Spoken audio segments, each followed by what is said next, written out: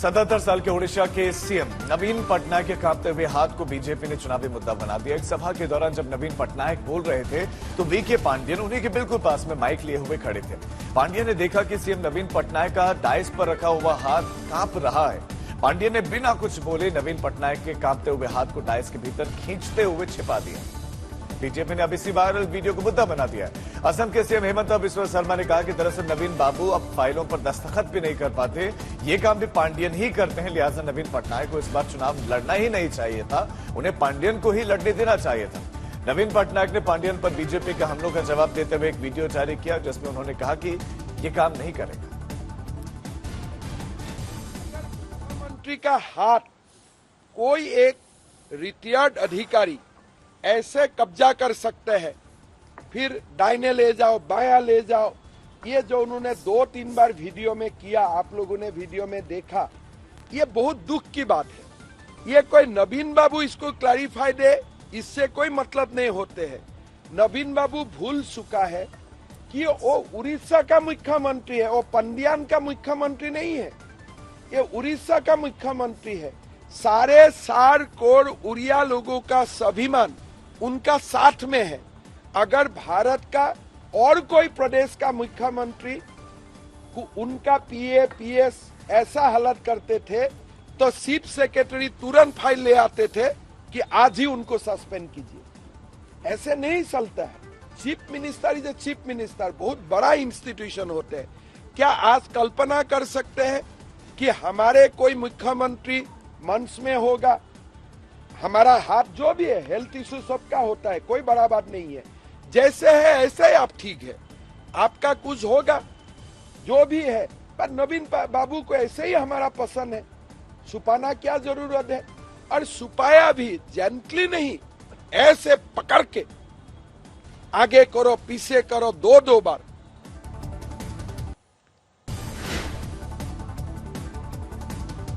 स्वास्थ्य को मुद्दा बनाने पर बीजेपी के हमलों का सीएम नवीन पटनायक ने जवाब दिया। नवीन पटनायक ने कहा कि मुझे लगता है कि बीजेपी गैर जरूरी मुद्दों को मुद्दा बनाने के लिए जाने जाते हैं। वो मेरे हाथों पर चर्चा कर रही है, लेकिन इस बार ये काम नहीं करेगा। BJP, which is known to make non-issues into issues, are discussing my hands. This will certainly not work. कल थमेगा अंतिम चरण का चुनाव प्रचार और इससे पहले प्रधानमंत्री मोदी का मेगा प्लान है तैयार। सूत्रों के मुताबिक 30 जून को पीएम मोदी कन्याकुमारी जा सकते हैं और कन्याकुमारी में समंदर के बीच में विवेकानंद रॉक मेमोरियल पर पीएम मोदी ध्यान लगाएंगे।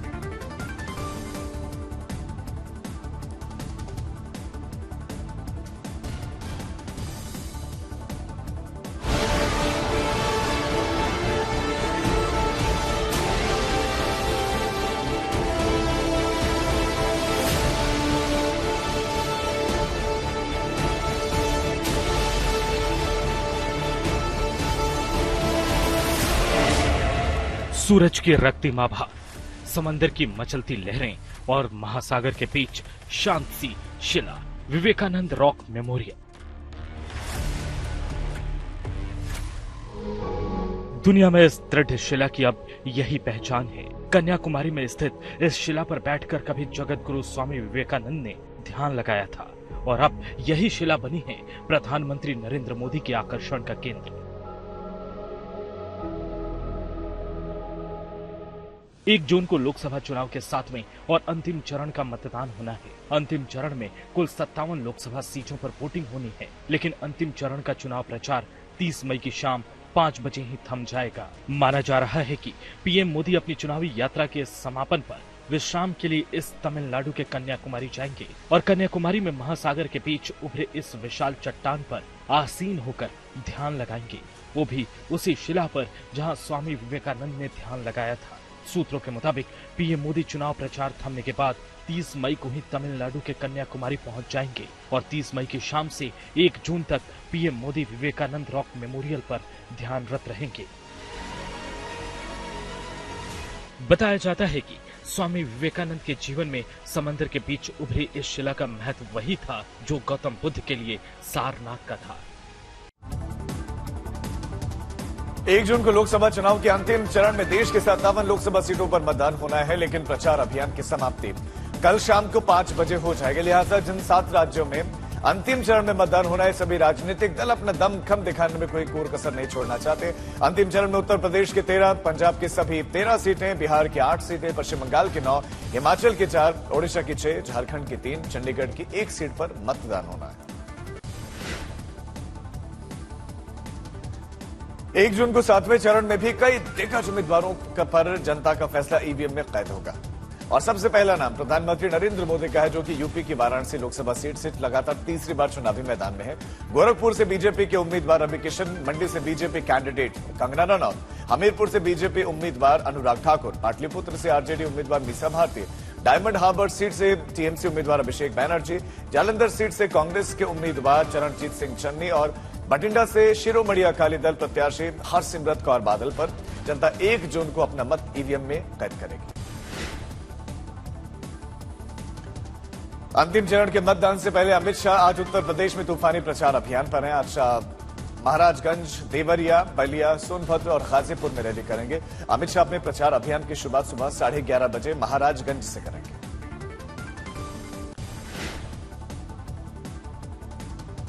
राहुल गांधी और प्रियंका गांधी ने भी अंतिम चुनावी दौर में अपनी पूरी ऊर्जा झोंक दी है। राहुल गांधी आज पंजाब में कांग्रेस के लिए प्रचार अभियान का मोर्चा संभाल रहे हैं, वहीं प्रियंका गांधी हिमाचल में मौजूद रहेंगे। राहुल गांधी आज सुबह 11 बजे लुधियाना में अपने प्रचार अभियान की शुरुआत करेंगे, वहीं प्रियंका गांधी वाड्रा आज और कल हिमाचल प्रदेश में 3 रैलियों को संबोधित करेंगे। आरजेडी नेता तेजस्वी यादव ने बीजेपी पर हमला किया है और उन्होंने कहा कि बिहार में बीजेपी कुछ भी कर ले, जनता ने तो ये तय कर लिया है। तेजस्वी ने कहा कि दलितों, पिछड़ों के अधिकारों के लिए हम लड़ते रहेंगे। बीजेपी के दिग्गज लगातार बिहार में डेरा डाले हुए हैं और उन्होंने कहा कि कोई भी आए फर्क नहीं पड़ता, चाहे किम जोंग उन को बुला लें। योगी जी आए या कोई आए, हम तो पहले भी कहे ना भाई, वो नॉर्थ कोरिया वाला है ना किम जोंग, उसको भी बुला ले बिहार, और दोनों को, योगी जी और उन दोनों को साथ खड़ा कर दिया गया। एक ही टाइप है ना भाई साहब।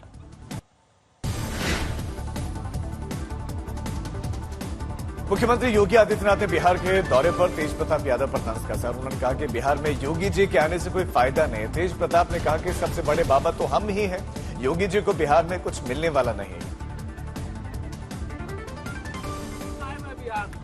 कोई बाबा काम नहीं कर रहा यार, सबसे बड़ा बाबा है योगी बाबा आए हुए बिहार, कोई बाबा काम नहीं कर रहा यार, सबसे बड़ा बाबा है योगी बाबा आए हुए बिहार, कोई बाबा काम नहीं कर रहा यार, सबसे बड़ा बाबा है योगी बाबा आए हुए बिहार, कोई बाबा काम नहीं कर रहा यार, सबसे बड़ा बाबा है।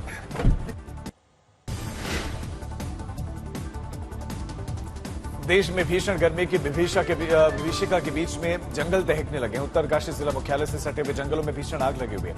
आग की चपेट में करोड़ों की वन संपदा जलकर खाक हो गई, साथ ही वन्य जीवों पर एक बड़ा खतरा मंडरा रहा है। दूसरी ओर हिमाचल के नैना देवी गुफा के पास में जंगलों में भीषण आग लगी हुई है। इस आग के चलते रोपवे स्टेशन तक इस आग के पहुंचने का खतरा बढ़ गया।